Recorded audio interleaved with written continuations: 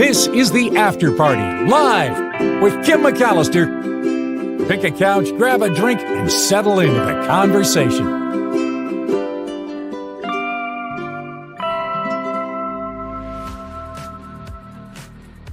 It is the After Party live on a New Year's Eve. This is the last day of 2024. Thank you for being here. I so appreciate all the contributions to the Mark Thompson Show and this show as well. You guys have helped make this year wonderful, really wonderful. And I'm so excited that we get to continue to do this in 2025 together as well. I know we talked about this a little bit on the Mark Thompson Show, but I thought the first story to really dig into today is the possibility that we could see the Northern Lights, and that is tonight. Yeah, look at that. Now that's in Alaska. And clearly, you know, we probably won't be seeing that dramatic of a skyline, but we could see in certain states the Northern Lights tonight. So let's go back over the states where this could happen. One of them, Oregon, where I currently am sitting, and I don't know how far south it will be. They're saying really in the northern areas, so maybe not. But Monday and Tuesday nights in Washington, Montana, North Dakota, South Dakota, Minnesota, Wisconsin, Michigan, New Hampshire, Vermont, Maine, parts of Oregon, so we'll see, Idaho, Wyoming, Iowa, and New York may get a piece of the view here. So this is pretty exciting. The chance for the wonderful views. The clear skies, when it's dark and clear. So if it's foggy, it's going to really tamper with your view. Hopefully it'll be clear, really dark, away from bright city lights is the best. And sometimes, as we discovered recently, you can't really see it with the naked eye, but if you use your smartphone camera, it reveals hints of the aurora that aren't visible without a cell phone, right? So try putting your cell phone up to the sky if you live in those states to see if maybe there's something there. The active period of the solar flares expected to last for at least another year, but it's really hard for them to predict when the auroras will come, and they won't know when solar activity peaks until months after it's over. So I think it just excites me because I've never seen the Northern Lights. So anytime there's a possibility of it, I kind of get a little bit giddy over the whole thing. I was mentioning my son and I hopped in the car the last time there was a possibility of seeing the Northern Lights, and we drove to all the highest peaks in the town of Petaluma where we live to see if we could see something, anything. And 2 nights in a row we did this and we saw nothing. So, but we tried. The sun apparently expelled a burst of plasma on Sunday, and that is what is careening toward Earth. And according to the U.S. National Oceanic and Atmospheric Administration, once it arrives, we may see these colorful auroras in all of these states. So I will be looking at social media to see pictures that are posted possibly from people I know in these states, and kind of exciting, even the possibility. I do want to say a huge thank you to Luis, who is so generous and throws down another $5 on my birthday. You are still my favorite McAllister. Mahalo, Kim. Thanks for a great after party in 2024. He writes, keep it live in 2025. Luis, first of all, happy birthday. Happy New Year's. Thank you so much for the contribution. I hope your New Year's Eve is wonderful. And your birthday is wonderful as well. So happy birthday. I don't know if I do have balloons. It's hard to see the balloons because of my background takes up the whole shot, and I don't know how to fix it, but I just tried balloons for you. Balloons are coming your way in my heart. How about that? I hope you get to see an aurora. I hope they seep down into Southern California just for you. All right? Happy birthday and thank you. Did you see this story about this dog? This dog was missing. Florida family missing their dog for about 10 days, and they were pretty worried. So, finally, this 4-year-old German Shepherd named Athena made her way home. She left the house on December 15th, somehow made it back after about 10 days. The family was looking for her. People in nearby cities were emailing the family saying, "We think we saw your dog." Finally, the family heard something. The dog rang the doorbell. Like, "I'm home, coming to get me." And I have video of this whole thing. Here it is. Oops, is that it? Nope, that might not be it. Mm-mm. I'm sorry. I do have the video of this though. I find it amusing that the dog rang the doorbell. Super, super cute. Here is the video that I have. Okay, I'll get it together over here. Here it is. I have to take this down and away we go. The doorbell. Meanwhile, a drone and canoe were used in dog rescues. Reporter Jim Rowbottom has more, and take a look at this. A dog rang her home's doorbell after being lost for 9 days. Hi, you are currently being recorded. Athena rang the doorbell early morning Christmas Eve. Her owner was overjoyed when she saw her on the doorbell cam. A neighbor and police in New Jersey tried to lure a dog off a frozen lake with a chicken cutlet dangling from a drone. I know what it means to own a dog, and I can't imagine what the owner was going through, so anything I could do to help. But it didn't work. Eventually, a police officer went out and got her off the lake. She then ran off again. She was found on the neighbor's porch the next day. Well, different story, but you get the idea of the video of the dog pawing and scratching and ringing the doorbell and caught on the Ring cam, which is pretty cute. So Athena is back home, back where she belongs, just in time for the holidays, and that's always a nice feel-good story. Here's another feel-good story. This little snail was, we thought, extinct. No, not so much. This snail is making a comeback. They're really tiny, the size of a pea, the snail. For 100 years, the snail was considered extinct. Now they're being re-released into the wild. The snail is called the Desertas island land snail. And for 100 years, it was thought that they had disappeared altogether. But the researchers involved in trying to bring the species back bred them in captivity after they discovered tiny populations on an isolated island called Desertas Grande in Portugal. Now, more than 1,300 of these critically endangered snails are being released into the wild on an island called Bugio. The rescue effort started when conservationists discovered two species of this snail on some rocky cliffs on Desertas Grande.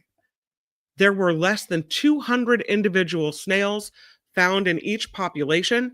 They were believed to be the last of their kind. So the conservationists collected them, brought them to zoos in the UK and France, trying to save the species. 60 of these pea-sized snails were flown to Chester Zoo, where a unique breeding program was started so that the numbers could be increased. Both of the species were successfully bred in captivity for the first time ever. And this is a success. The conservationists say, we really didn't know very much about these snails. They'd never been in human care before. So we had to start from a blank piece of paper and try to figure out what makes them tick, how to care for them, how to create an environment in which they could thrive, and how to encourage them to breed. These snails really on the brink of extinction. Again, we thought they were extinct, but now they actually have a chance of making a comeback. They had originally been just about wiped out because of goats, rats, and mice on the islands where they lived.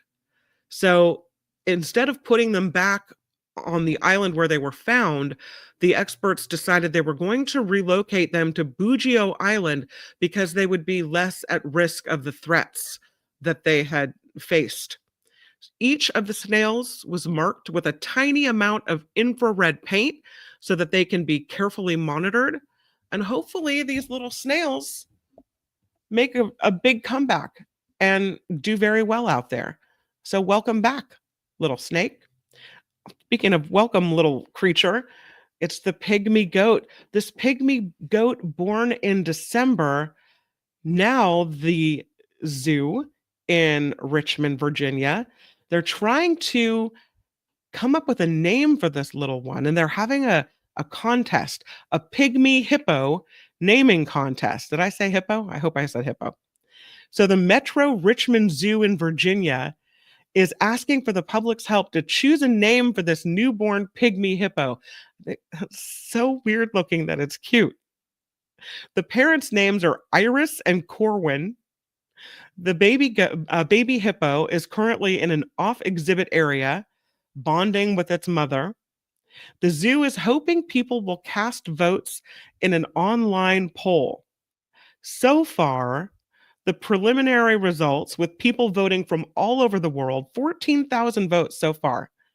It looks like there's some pretty good name possibilities here. They say if no name gets more than 50%, there will be a revote with the top 2 names. So here's the top name so far for this pygmy hippo. Poppy, which is a flower like the mother's name, Iris. Juniper. Hammy May, which is a kind of a toss back to Virginia ham. Hammy May. Or Omi, which means water in Yoruba, a language spoken in West Africa. Poppy, Juniper, Hammy May, or Omi. So you can vote for those names. And if you are interested, I will put the link in the chat if you want to weigh in on what you think this little creature should be named. Hippo McHipstein. Yeah, very nice. Name her Leia, says the Lady Beatrice. Mo Direct says, be sure you're upwind when a hippo lets loose from the other end. Isn't that the truth? Lady Beatrice hates all those names. Princess Leia is the only name. Hippie. Hippo New Year, says Trevor Starr. Thumbelina, says Cameo. Unfortunately, not among the options. I don't know. I kind of like Poppy. Well, I don't know. Any of them. The zoo is saying they are overwhelmed and really have had quite the incredible response. They love that so many people are joining in the fun of naming this little pygmy hippo baby. Again, more than 14,000 votes coming in from all over the world. And it's exciting. There you go, little pygmy hippo. All right, let's move on. I have a story about this guy. You hear about him? He is number 1 in the chess rankings in the world. This guy is the one to beat. And you can make a lot of money in these chess tournaments. His name is Magnus Carlson, and he is the world chess number 1.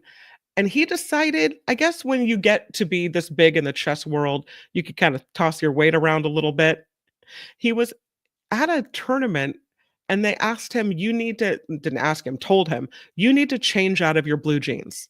And he said, you know what? No, I'm not going to do that. As a matter of fact, I'm going to quit this tournament rather than change out of my jeans. Wow. He's the chess grandmaster. He was defending his title at the FIDE World Rapid and Blitz Chess Championships in New York. He broke the dress code regulations by wearing jeans. So they asked him to change. He's 34 years old. So you would think, is it really a big deal to go back up to the room and, put on some different pants? Apparently, it was a big deal to him. So the governing body gave him a $200 fine. And he said he had a lunch meeting before his chess round. So he went back up to the room. He put on a shirt and a jacket, and he didn't even think about jeans. He said, I even changed my shoes. I just forgot about the pants. He said, I didn't think about it. First of all, I got a fine, which he said is fine. And then I got a warning that I wouldn't be paired in a match if I didn't go change my clothes. They said that I could do it after the 3rd round. He said, I'll change tomorrow if that's okay.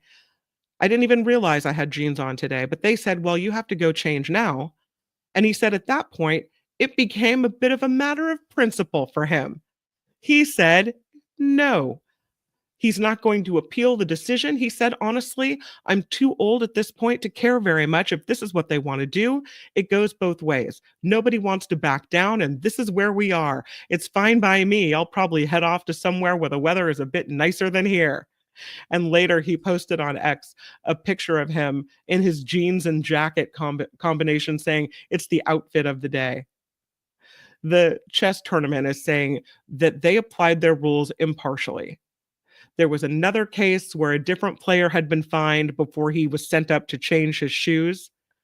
So, if you're not going to play by the rules, that's the way it goes. And if you really want to wear the jeans, then wear the jeans and don't play. And that's exactly what happened. So it just seems so silly to me that you wouldn't go change your pants. So, no, whatever. This is, a lot of people wonder about cigarettes and how much damage each cigarette does.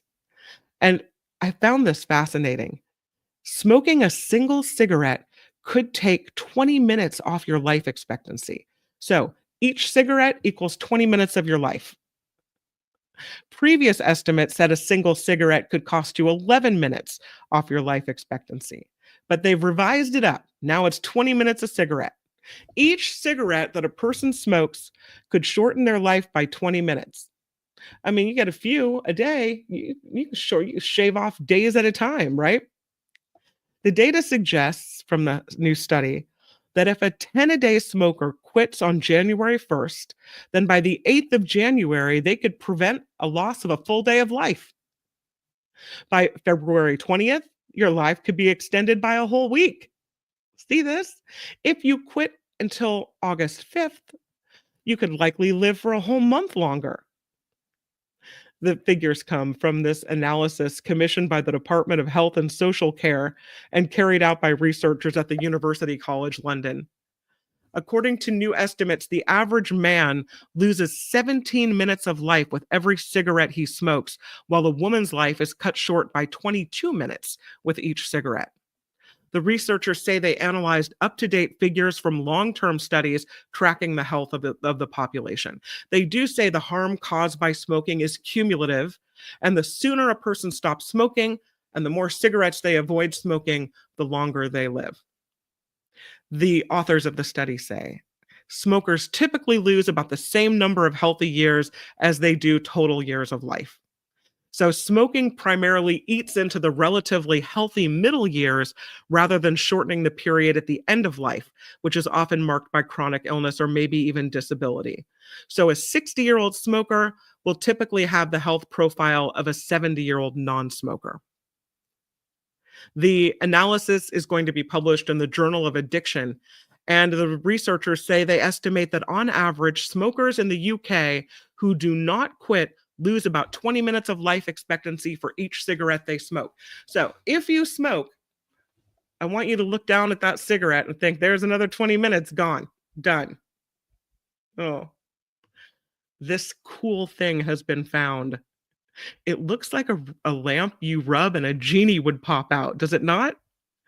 It's this 1700-year oil lamp with all of these symbols in the material that it's made out of, the clay, and it was found in Jerusalem. The archaeologists think that this lamp was made after a rebellion that led to Jews being expelled from that city. This ceramic oil lamp from the late Roman period was found. They say, yeah, it's not a genie contacting situation. It's decorated with depictions of the temple menorah, the incense chevel and lulav, date palm branch, and my apologies if I mispronounced those things, used in Jewish religious rituals as well. It was recovered in a dig at the site near the Mount of Olives in Jerusalem. And the archaeologists that found it say it represents a pretty unique find. There are soot marks on the nozzle of this thing that suggest it was used for lighting about 1700 years ago. And that it offers kind of a picture, a snapshot of culture and religious life from that time period. Because of the artistic workmanship on the side of the lamp, which was found complete, making it an outstanding, extremely rare find. The finding surprising, though, because there's very little evidence of the existence of a Jewish settlement in and around Jerusalem in that particular period. They say between 132 and 136 CE, the Jews of Judea conducted a rebellion against the Roman Empire at the end of a period of heightened clashes between Jews and Romans. And as a result of what is now known of that rebellion, Emperor Hadrian expelled the Jews from the city of Jerusalem. So the Mount of Olives lamp that you see here on the screen is one of the few material traces of a Jewish presence around Jerusalem in the 3rd through the 5th centuries. It's interesting looking. It appears to belong, they say, to the Beit Natif type, named after its production workshop identified in the 1930s. So interesting.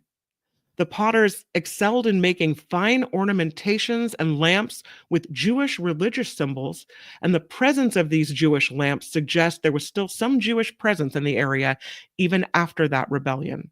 The choice of symbols on this lamp, not an accident, according to the Israel Antiquities Authority research archaeologist. They call it a fascinating testimony connecting everyday objects and faiths among ancient Jerusalem's inhabitants. It seems this particular lamp likely belonged to a Jewish person who purchased it because of its religious affiliation and memorial to the temple. That the lamp maker dedicated a significant amount of time to creating and decorating this object. It was made using carefully carved limestone molds, drills, and chisels. The molds made in 2 parts, upper and lower, filled with clay and then pressed together. This vessel would have been fired, after which it was ready for use. Can you believe they found something this intact after 1,700 years? Really cool looking. Ready for the Lotto of the day? I have 2 Lotto of the day stories today. And I'm telling you, if you're going to give away a lottery ticket, be prepared. Just assume that it's the big winner. Know that going in. This gift from a friend won this man from Baltimore $100,000. Can you imagine? You just gave away $100,000. This man from Baltimore received a scratch-off lottery ticket as a Christmas present from a friend. So he scratches it off, and boom, $100,000 winner. The man says, our good friend, very good, gave us each a ticket as a gift, he and his wife. Mine was a snowflake tripler scratch-off. I waited until my wife struck out with hers, and then, he says, I started scratching. He revealed what he initially appeared to be a $10,000 prize, but soon he realized it was actually $100,000. He said, I didn't believe it, just couldn't believe what I was seeing. He temporarily left the Christmas party where he was scratching it off so he could scan his ticket at a local store. And when he got back to the party, he said the celebration went up a few notches. And he is not the only one who received a winning ticket for Christmas. This woman from Iowa had a scratch-off lottery ticket that was stuck into her Christmas stocking. So on Christmas morning, there she is. On Christmas morning, she gets this out of her stocking, and her name is Taylor. She's 25 years old. Her mom, she said, has a tradition of stuffing the family stockings with lottery tickets. So she pulls out a money gift ticket and scratches off a $150,000 prize. She said it's the largest prize anyone in her family has ever won from a Christmas ticket. Her mom bought the ticket from the Hy-Vee Fast and Fresh in West Des Moines. She says her prize money will go toward paying off her college debt and maybe buying a house. Isn't that nice? With $150,000, you could afford to do both of those things in Iowa? Yeah. That's really nice, though. Merry Christmas. Her mom's probably like, oh, why couldn't I kept that one for myself? There is a new discovery. I know, isn't that weird? Look at it. It looks like flesh-colored bubbles. Kind of, I would say, yeah, almost maybe a little creepy looking.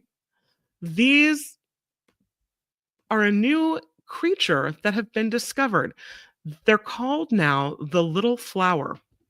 And you can't quite see from this shot because they look smooth, but they have these little tentacles all over them.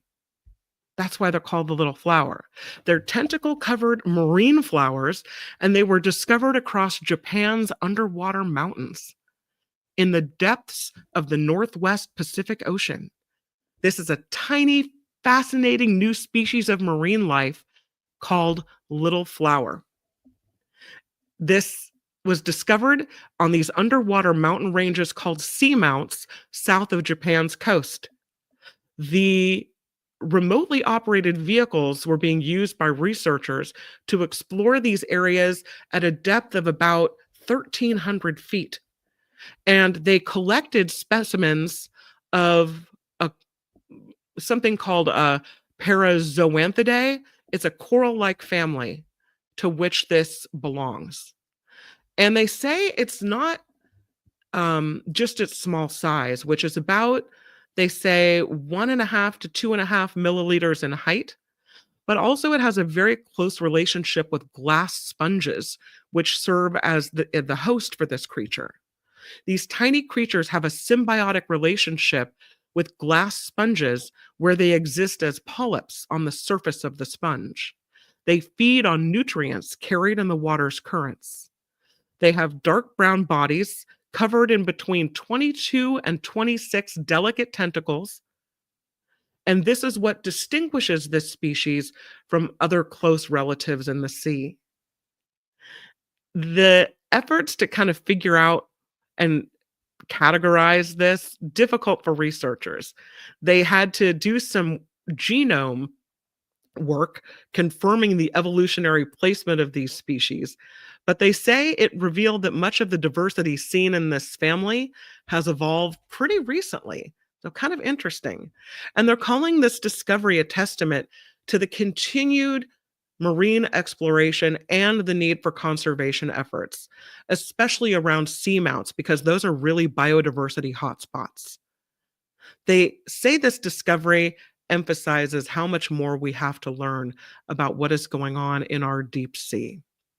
I will say the seamount on which these were found in this area is called the Nishi Shichito Range, and it's part of a highly protected marine area designated by Japan's Ministry of the Environment.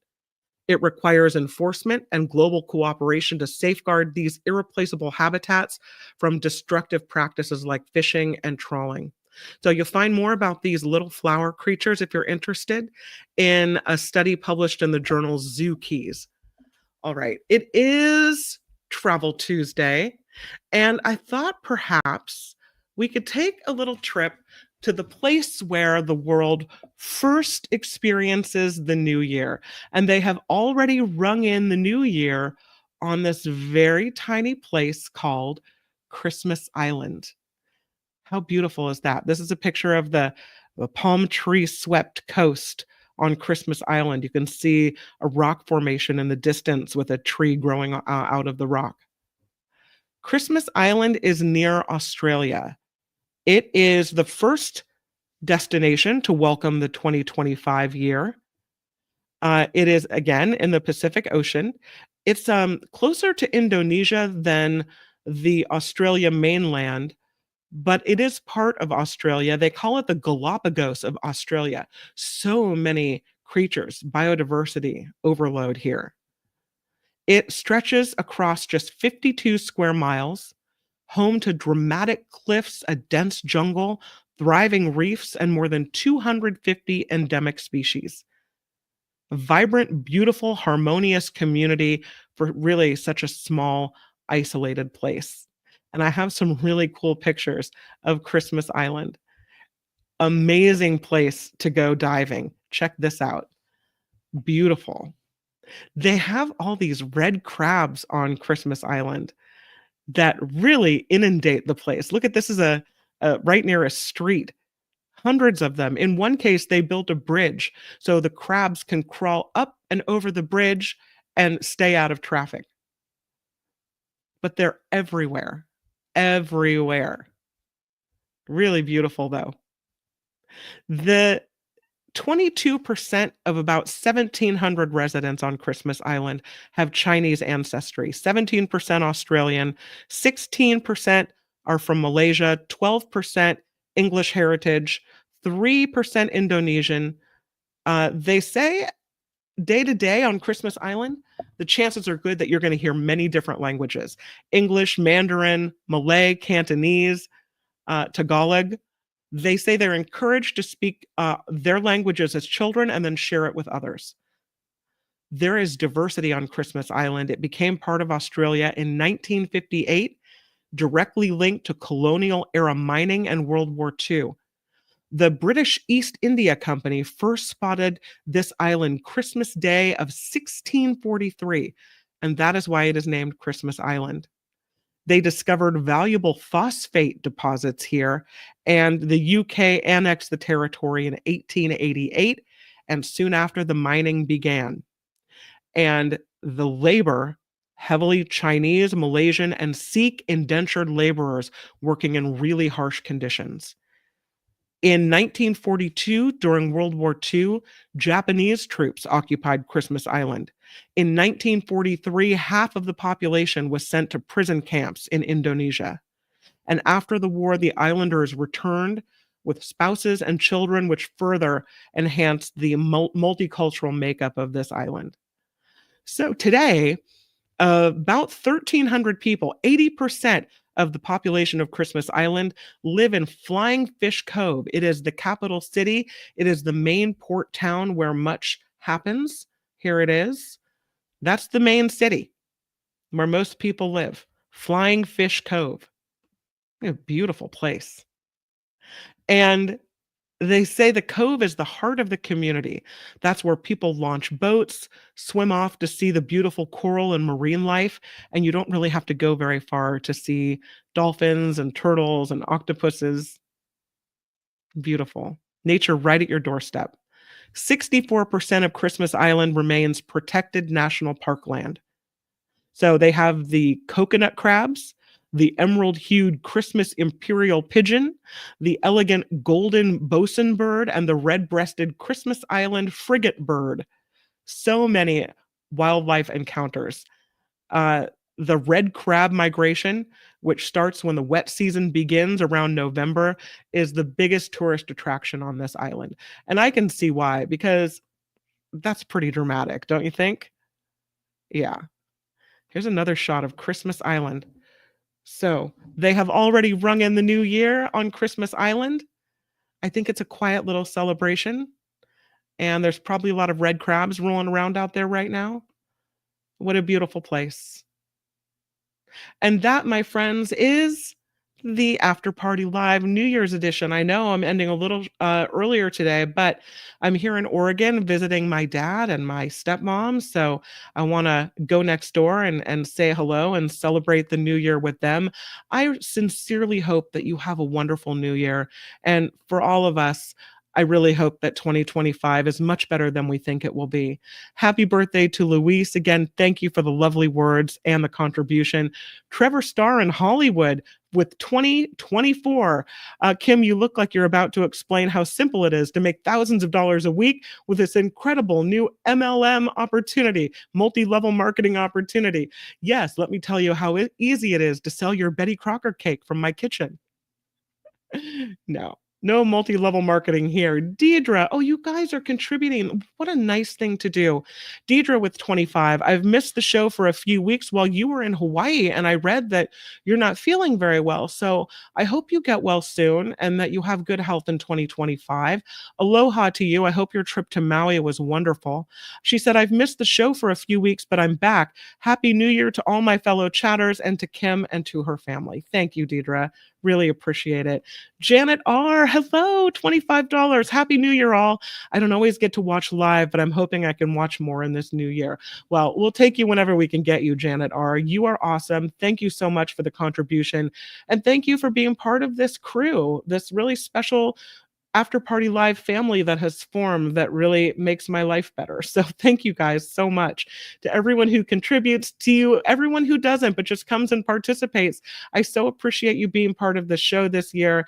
And I'll see you in 2025. A reminder, the show is dark tomorrow, but we'll be back in Petaluma on January 2nd and back to doing the show in its normal format. So happy New Year, everybody. I hope you guys have a great evening, whether it's a party or whether it's a quiet night. And I will see you not tomorrow, but the next day. Until then, make it a really good one. The After Party Live would like to thank the following contributors and viewers like you.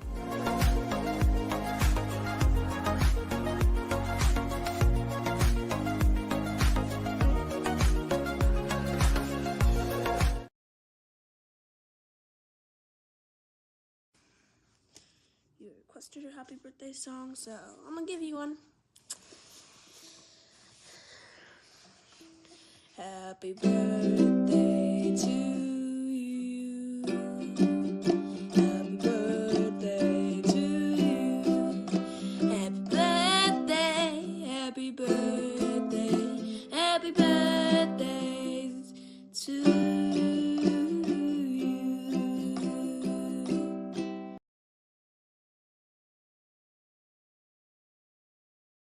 The After Party Live would like to thank the following contributors and viewers like you.